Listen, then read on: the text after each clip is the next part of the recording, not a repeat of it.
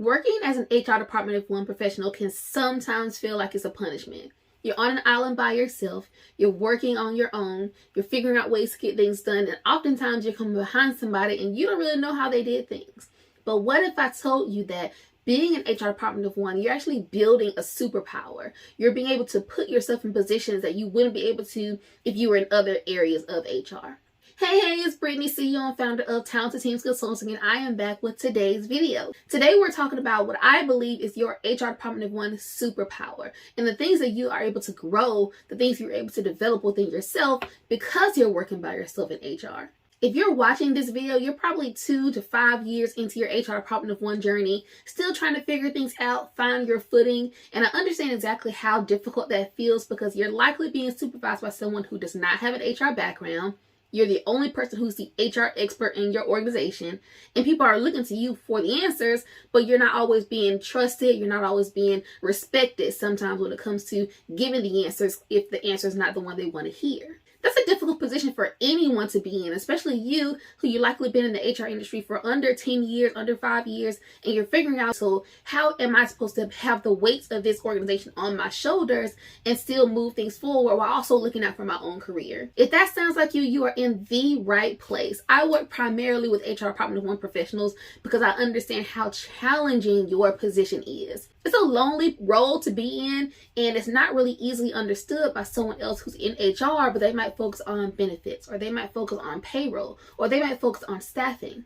As an HR Department of One professional, you do everything. While you have to be well versed, you've also got to be all things to all people sometimes, and that's very difficult. So I have this channel here to help you to figure out ways to grow your HR Department of One superpower and essentially to thrive as an HR Department of One.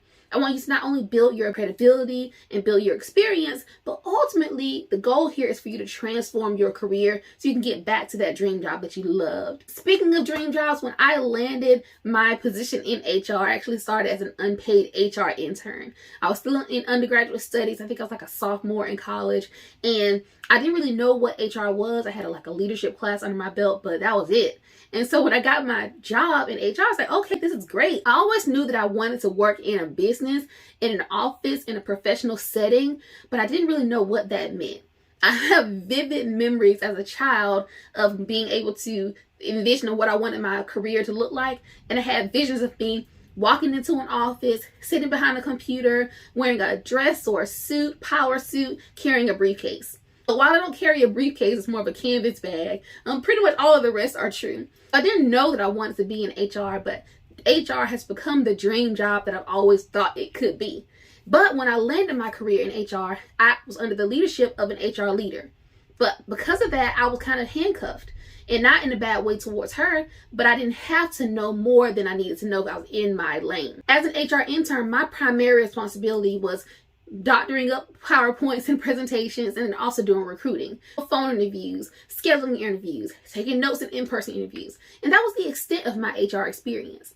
2 years into my HR journey, my supervisor had to leave and I was left there by myself. I felt that I couldn't do the job by myself. Initially, after the shock wore off, I was resolved to figure it out. I was resolved to figure, okay, so how am I going to get to this next level? How am I going to keep this ship afloat? That resolve led to me doing different things like staying up to date and learning new things and digging into other networks and things of that nature. And we'll talk about that in another video. But 2 years into my journey as an HR Department of One, I became frustrated. I became jaded. I became consumed with the job itself. I found myself working all hours of the day and night, taking calls all hours of the day and night. I was overcompensating for the fact that I didn't know enough, or I felt like I didn't know enough. And so I was doing all these things to prove to myself that I was enough, that I was equipped, that I was capable of doing these things. But in hindsight, now that I look back and see, well, how did that situation help me to get where I am right now? While I wouldn't recommend you make the same mistakes that I made, there are certain things that I did do, and there are certain things that you should do as an HR Department of One to make sure you are making the most of your journey as an HR Department of One professional. Because of that in the valley season that I was in when I was in the HR Department of One super early in my career, I'm confident now that I can go into any organization and find my place. If I need to go into any organization and work in recruiting and work in benefits and work in payroll, I'm confident that I can do that. I'm confident I can lead any HR department in any organization. And that's not to be cocky, but that's just because as an HR Department of One professional, there's a certain level of resourcefulness that you have to have in order to be successful, in order to stay on your job as long as you do.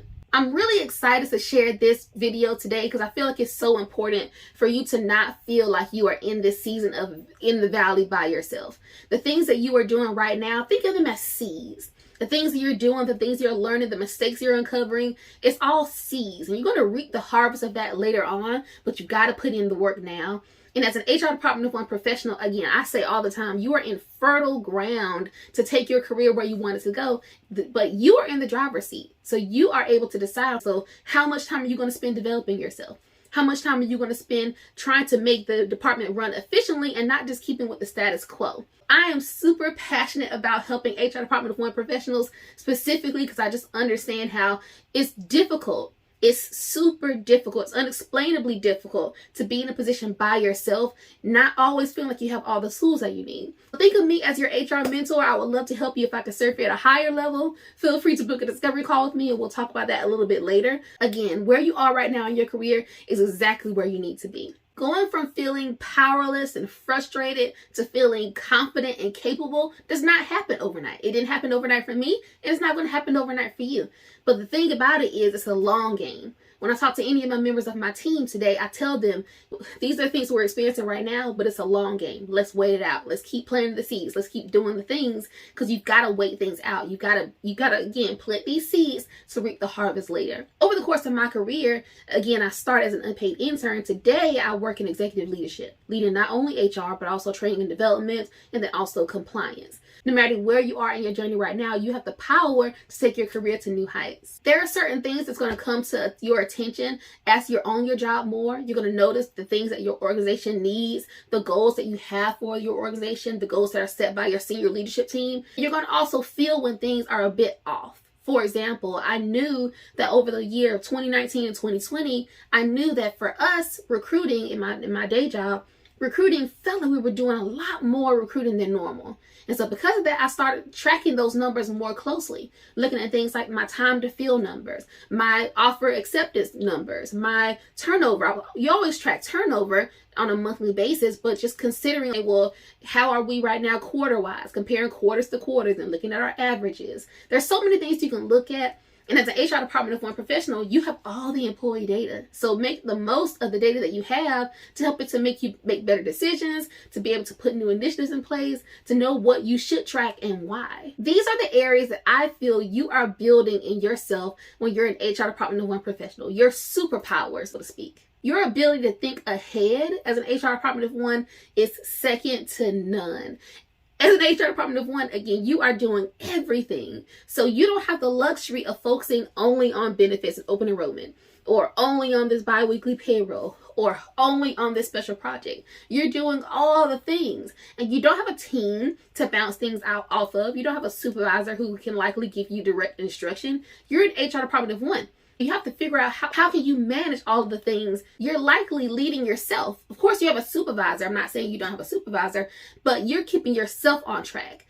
One of the things that I found difficult in my HR Department of One journey is the fact that as a person who likes to know that I'm doing well, I need that feedback. Tell me what I'm doing well. Tell me what I can improve on. I couldn't really get that feedback. If the department seemed to be running effectively, or if employees weren't leaving upset, or if we didn't have a lot of claims and things of that nature, everything seemed like it was going fine. But I knew that there were more things that I needed to know, more things I need to dig into, more things I could do to really elevate the HR department.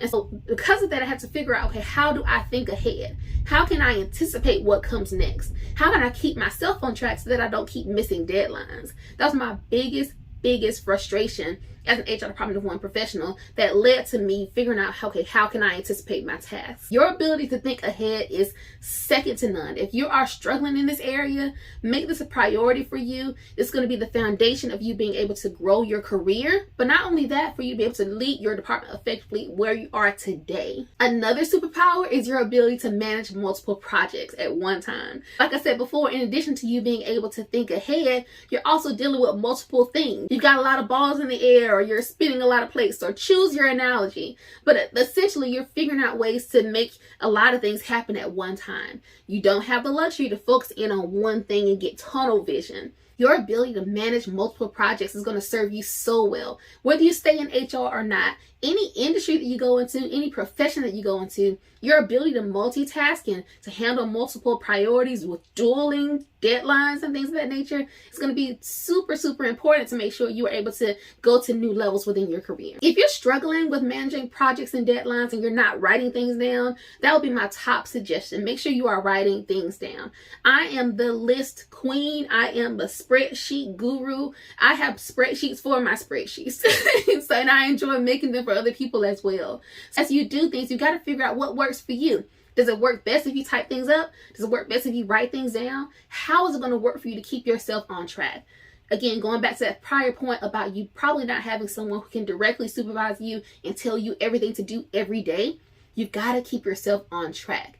Not only will that help your organization to run more effectively, but it's also going to position you to say, oh, well, hey, she's doing a great job. Maybe she's ready for more. Another superpower that I believe is non-negotiable as an HR department of one is your ability to manage your time effectively. We talked about thinking ahead, and we talked about being able to manage multiple things, but it doesn't matter if you're thinking ahead. It doesn't matter if you're managing multiple priorities if you don't have your time under control. You can make the best plans, but if you don't have the time built in to get them done, if you're not making space to get things done, if you're not setting proper boundaries to get things done, it's not gonna happen. I believe that was the source of me feeling so powerless and unable to get a grip on what the job required as an HR department of one, because I just felt like I never had enough time. That's what led to me working in the morning, working in the evening, working on the weekends, using all this extra time to get done with a job that should be done in 40 hours.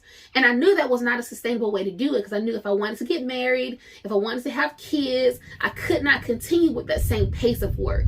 So today, my husband and I, we have 3 kids, and I know that the work that I put in prior, the things that helped me to get to where I am in terms of understanding how to manage my time, understanding how do I fill in the gaps between what I don't know and what I need to know, all those things, I'm reaping the benefits of it now because I did that hard work early in my career. So that's my reminder to you. If you're struggling in any of these areas, time management, managing multiple priorities, thinking ahead and being more strategic, use this video as inspiration to start making a list for yourself and just checking off some things to say, well, if this is where you are, how do you get to where you really want to be? One of my favorite quotes is, nothing changes if nothing changes. If you're unhappy with what you're doing right now, the goal is for you to figure out, okay, what can you do next? If you're not satisfied with the results that you're getting, if you're completely feeling like you're always behind, if there's never enough time to get the work done that needs to get done, you've got to figure out what can you do next. If you need any help, if you need some one-on-one attention, feel free to book a discovery call with me by clicking any of the links below. You'll get a recording of the Zoom call so you can see what we talked about.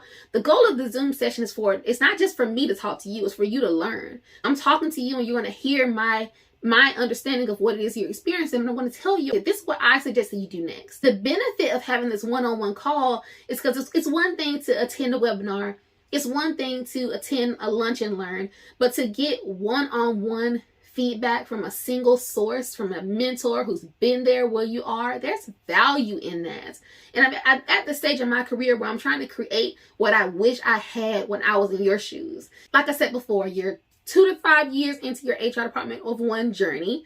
You likely are working for someone or reporting to someone who does not have an HR background. You are the HR voice of your organization, but sometimes you feel challenged, sometimes you feel questioned. People are second guessing the things that you say. I've experienced all of these things myself, so I know exactly where you are.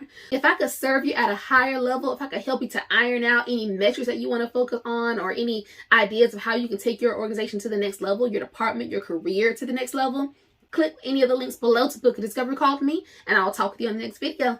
Bye.